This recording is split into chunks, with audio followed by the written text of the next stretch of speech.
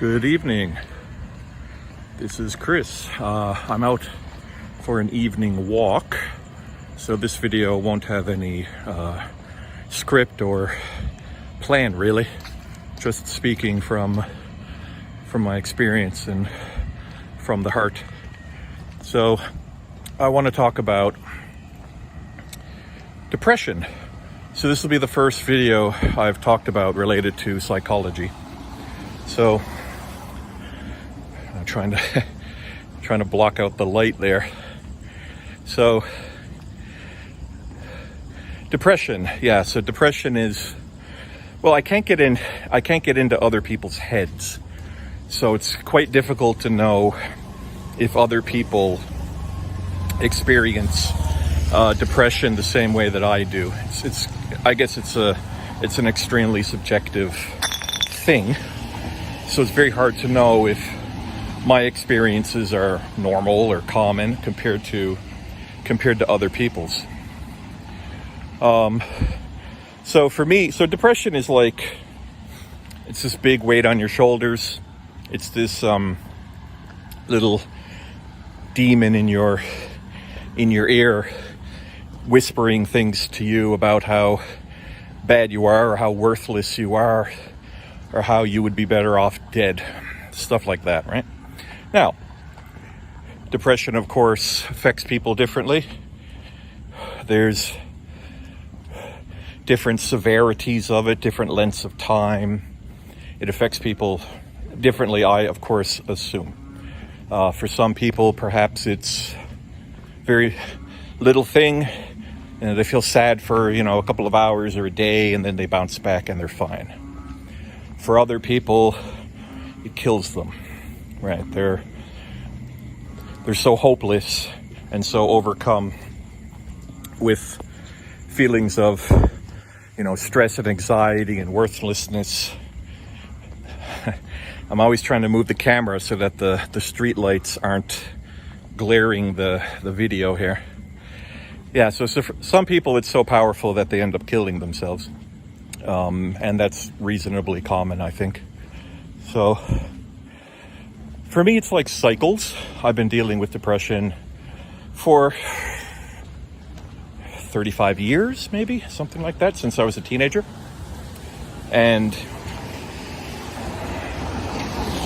car. It never fully goes away. It's a cyclical thing, right? So I might be fine for a period of time, months, even maybe up to a year, but it always comes back. It always comes back.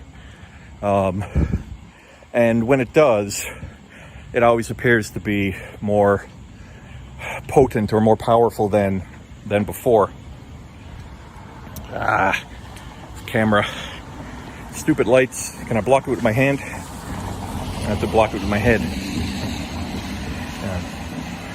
So I haven't posted very many videos over the last week or so because I've been, feeling down.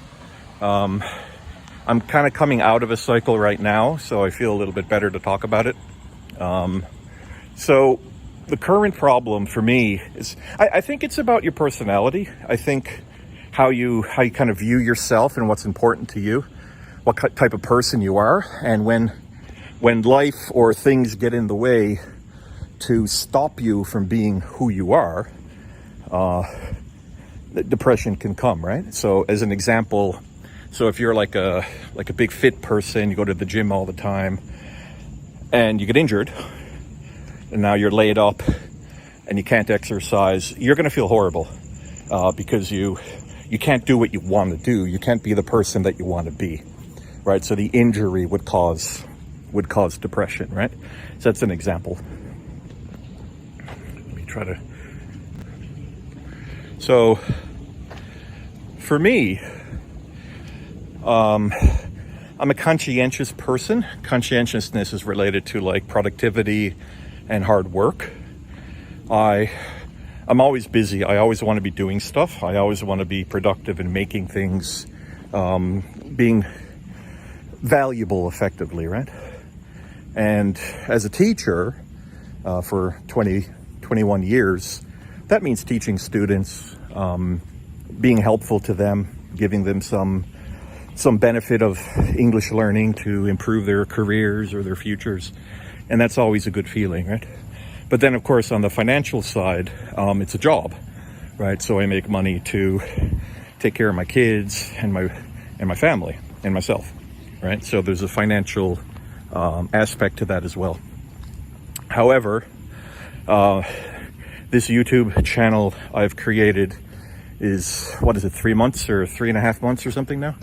And the reason why I made it was because my work has declined quite significantly. I have very little work, so I have a lot of free time.